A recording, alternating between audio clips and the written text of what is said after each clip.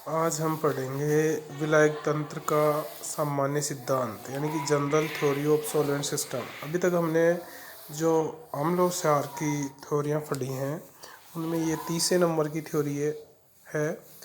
तो इसमें हम देख रहे हैं कि ये जो थ्योरी ये सिद्धांत आर्य सिद्धांत का ही एक विस्तृत रूप है। आर्यनियस ने जो सिद्धांत दिया था कि जब जल में घुल करके प्रोटॉन विलायक जल धन आयन मुक्त करे तो वह अम्ल होगा, और जो जल में घुलकर हाइड्रोक्साइड आयन विलायक जल का ऋण आयन मुक्त करे तो वो क्षार कहलाएगा। सामान्य विलायक सिद्धांत यह कहता है कि अगर कोई पदार्थ किसी विलायक में घुलकर यदि विलायक का धन आयन मुक्त करे तो वो अम्ल कहलाता है। ये ऐसे कह रहा है सिद्धांत के अनुसार कि कोई भी पदार्थ को जब विलायक में घोला जाता है और वो घुलने के बाद अगर विलायक का धनायन पाट देता है तो वह अम्ल कहलाएगा। और दूसरा, जो पदार्थ किसी विलायक में घुलकर उस विलायक का ऋणायन मुक्त करे तो वह क्षार कहलाएगा। विलायक के धनायनों और ऋणायनों का आपस में संयुक्त होकर विलायक अणुओं का बनना न्यूट्रलाइजेशन या उदासीन कहलाता है। जैसे अमोनिया का ऑटो आयनाइजेशन किया जाता है, स्वतः आयनन किया जाता है तो ammonia NH4 plus NH2 minus बनता है। यानी NH4 प्लस तो धनात्मक पार्ट हो गया इसका, और NH2 माइनस ऋणात्मक पार्ट हो गया अमोनिया का ऑटो आयनाइजेशन पर। तो जैसे अमोनिया के अंदर किसी पदार्थ को मिलाया जाता है, वो NH4 प्लस पार्ट देता है तो वो अम्ल है, और यदि वो विलायक में NH2 माइनस पार्ट देता है तो वो क्षार है। तो हम कह सकते हैं कि वह पदार्थ द्रव अमोनिया में अमोनियम आयन मुक्त करेंगे तो अम्ल कहलाएंगे, जबकि वे पदार्थ जो द्रव अमोनिया में एमाइड आयन मुक्त करेंगे वो क्षार कहलाएंगे। अमोनियम आयनों के एमाइड आयनों के साथ संयुक्त होकर अमोनियम अणु बनाने की प्रक्रिया उदासीकरण कहलाती है। इस प्रकार ही जैसे द्रव N2O4 विलायक में नाइट्रोसिल NO प्लस आयन मुक्त करने वाले पदार्थ अम्ल और NO3 माइनस आयन मुक्त करने वाले पदार्थों को क्षार कहते हैं। यानी कि इसका ऑटोराइनेशन होगा तो ये बनता है, और जब इन दोनों को संयुक्त करते थे N2O4 लिक्विड बनता है तो ये उदासीकरण कहलाता है इसमें।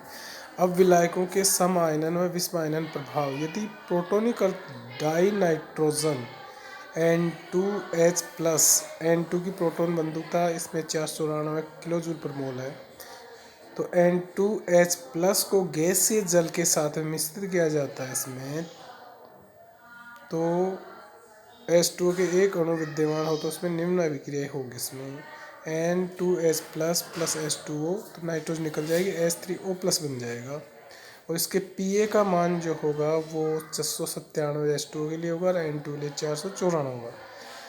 तो यहाँ जल का Pa इस बात का निर्धारण करता है कि प्रोटॉन का स्थानांतरण हो अथवा नहीं। उपयुक्त के विपरीत गैसीय जल के साथ में हाइड्राइड आयनों को मिश्रित किया जाए तो निम्न प्रकार से प्रक्रिया होगी। जैसे हाइड्राइड आयन प्लस H2 तो H2 प्लस OH माइनस, और यहाँ पर OH माइनस आयन को प्रोटॉन बंधुता का मान आगे भी के लिए तंत्र की क्षारकता का निर्धारण करता है। इसी प्रकार से अभिक्रिया संबंधी जैसे गैसीय में HCl की अभिक्रिया H2O प्लस प्लस HCl, तो गैसीय अवस्था है इन दोनों के लिए H3O plus plus Cl minus. तो यहाँ देखेंगे अपन 697 और 554 जो इनका मान है वो 1395 से अधिक है। चूँकि यहाँ PaCl minus greater than PaH2 अतः अभिक्रिया संपन्न नहीं होगी। HCl एक अच्छा प्रोटॉन दाता है, इसका pH जल के pH से कम है, अतः इसमें HCl gas oblique H2O gas तंत्र की अम्लता का निर्धारण करता है। यदि किसी जल में अमोनिया गैस को मिश्रित किया जाए H2O प्लस अमोनिया तो NH4 प्लस प्लस होगा। इस अभिक्रिया भी संपन्न नहीं होती क्योंकि यह अभिक्रिया में हम देखते हैं कि PaOH minus greater than Pa ammonia, और यहाँ NH3 गैस के Pa का मान H2O के Pa के मान से अधिक है, अतः यह अमोनिया H2O ऑब्लिक अमोनिया तंत्र की क्षारकता निर्धारित करता है। उपयुक्त से निष्कर्ष निकलता है कोई भी स्पेसीज प्रोटॉन स्थानांतरण की अभिक्रिया में तभी भाग लेती है यदि उसके प्रोटॉन बंधुता का मान जल की प्रोटॉन बंधुता यानी 693 किलो जूल पर मोल अथवा OH माइनस आयन की प्रोटॉन बंधुता के मानों के मध्य स्थित हो।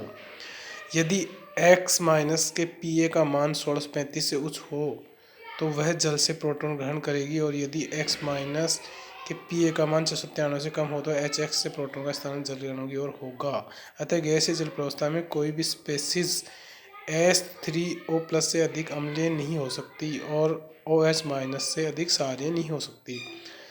अम्ल व क्षार जो इस सीमा से बाहर हैं उनको जल के अणु से क्रिया कराने पर H3O+ या OH- बनाकर इस सीमा में बांधा जाता है। यदि जल का गैसीय अवस्था में द्रव अवस्था में लाया जाए, यानी कि जल को गैसीय अवस्था से द्रव अवस्था में लाया जाता है और इन्हीं अभिक्रियाओं को संपन्न कराया जाए तो द्रव जल के झुंड अणुओं के साथ प्रोटॉन का जलयोजन हो जाता है और इस प्रक्रम में जलयोजन ऊर्जा मुक्त होती है। और झुंड के में जल अणु की संख्या जितनी अधिक होगी जलयोजन ऊर्जा का मान उतना ही अधिक होगा और इसकी उच्चतम सीमा का मान 1130 किलोजूल पर मोल होता है। इसे द्रव जल की प्रभावी प्रोटॉन बंधुता effective proton affinity of liquid water कहा जाता है।